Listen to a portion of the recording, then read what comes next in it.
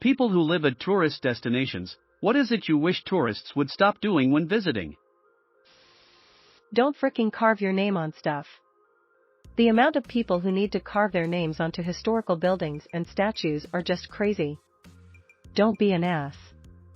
You are ruining the place. And respect people's properties. Yeah, it's a cute street with cute houses and charming gardens. But that does not give you the right to enter people's private properties, to peep in their windows, walk in their gardens and try to open their doors. A colleague is selling his house because he's tired of people peeping in their windows and trying to open their door to have a look inside. He got yelled at for being inappropriate while he was sunbathing in his own garden by a tourist who let themselves in the gate and walked around the house to have a look at his garden. Going on the Black Rocks and being swept out to the Atlantic Ocean, risking the lives of first responders and locals, many of whom are already traumatized from Swiss Air. Deface World Heritage sites for souvenirs or internet clout. For example, the Colosseum in Rome has graffiti carved into its walls by arsehole tourists, and Stonehenge is closed off to the public because arseholes were chipping pieces off for souvenirs. For your sake, stop trying to pet the buffalo. Or don't, some of us are entertained by the videos of you flying through the air. Stopping their cars in the middle of the road to take in a view. WTF? I paid a lot to be here, change, blank, or I'll leave a horrible review. Driving like a dickhead, leaving garbage anywhere but a rubbish bin, stopping in the middle of the road to let out your family of 12 instead of pulling into the parking lot. I have a lot of stories. I live in Hawaii and work only with tourists. Best yet, my company was asked to contact the cruise ship company to have them move the ship because it disrupted the sunset. Stop trying to hike up a mountain in flip-flops. Also, don't try to use an air mattress as a mode of transport between islands. Several of these every year. Driving drunk. I live in Sonoma County, California. Make sure you've got a sober driver FFS. The roads around here are never more dangerous than winery tasting room closing time on a sunny weekend. Edit, so many fellow locals in this thread. Hello neighbors. Be safe out there, no matter where you are. In my hometown, it somehow became a thing that tourists would rent mopeds. So when you are trying to get to work, you often get stuck behind a flock of tourists on mopeds, riding at 20 miles per hour in formation so you cannot pass them. We are infested with gawking tourists' moped gangs.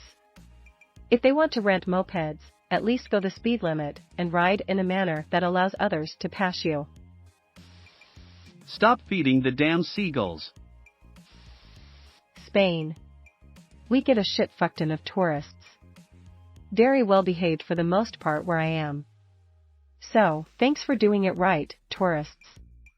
The worst is littering on the beach, which is thankfully pretty rare. I occasionally see someone put a cigarette butt in the sand.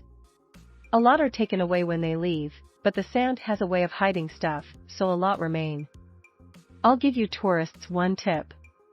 Night swimming. If you put your keys, glasses, etc. down in the sand, they're gone. Between the sand and the dark, you'll never see them again. These comments make me feel like a good tourist. Stop walking out into the middle of an active downtown street to take group pictures of yourselves in cheerleading outfits on the spot where Kennedy was shot. Clean up your fucking trash. I used to live in a spring break destination which was a small surf town.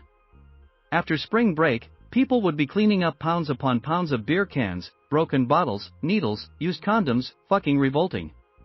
Edit for you nitpickers, I meant stop throwing your garbage on the ground. There, now get off my cheeks. Amsterdam.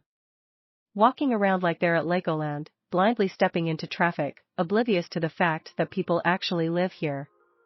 We use the bike to get to work, to get groceries, we're not just aimlessly cycling around for the fun of it. Stopping dead in a crowd in the middle of the sidewalk. Just respect the land. Clean up after yourself. Be very careful about making and extinguishing your fires, because forest fires Don't dump garbage, fuel, gray/black water in ditches. A big one in BC is for tourists to learn how to drive in mountainous areas. Most tourists drive way too slow, leading to road rage, and too many don't know how to stay right on highways except to pass. Or pull over to let people pass you if you don't know how to drive on twisty roads. Leave the wildlife alone. And this doesn't just extend to tourists but to people that live here too. 45 plus coyote attacks last year in no small part because of people giving them food leading to a cull, bears getting habituated to people because they're being given food leading to them getting killed, otters and sea lions getting fed. They're not cute cuddly things. They're wild animals and will kill you, and then, because they're doing what they do, they'll get killed because they're dangerous to humans. When in reality they're only dangerous to ignorant rubes with no respect for nature. Stop being a belligerent asshole just because you're in Nolans. It's still not an excuse to get blackout drunk, litter, and make hell for food service workers.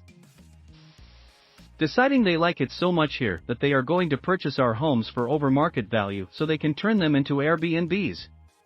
And in turn, pricing the locals out of ever owning homes in their own town. Stop disrespecting the spot you're visiting. Every time I go to places after tourists have visited, all I see is rubbish, names carved into monuments, gum stuck to the path, and I especially hate it when they're loud. Getting shit-faced/coked up and getting up in people's business or pick fights with the doorman or bar staff. Or talk about weed and getting stoned the entire time. Or ask me where the red light district is while standing in the red light district. Or renting a bike when the last time you rode one was in preschool. Specifically regarding movie/TV houses. Unless the house is a museum or has tours, it's almost certainly someone's home. Stay off their porch, don't walk through the yard, and stop throwing pizzas on the roof. The poor people who owned Walter White's house had to put up a giant fence, because the dozens of signs about it were being ignored.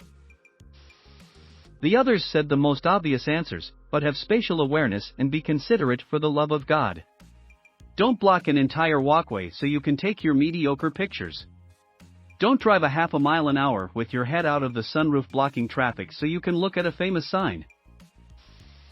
Forgetting that people live in the community. We had to move out of a sorta touristy area because visitors were out of control. Endless partying at short-term rentals in the neighborhood. Feeling unwelcome at our regular spots because we have very polite kids. The staff was always cool, but out-of-town people always acted like how dare we bring a kid out for pancakes on a Saturday morning. In New York, if you visit, please walk on the right side of the sidewalk, not the left.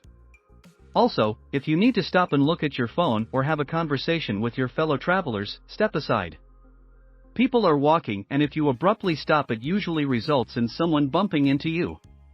Also, do not walk like 5 people side by side and walking slowly. People can't get around you. It is infuriating. But, please keep visiting NYC. Allow the me from 20 years ago to take this opportunity to officially apologize for recreating the Abbey Road picture with my friends during a college trip to London.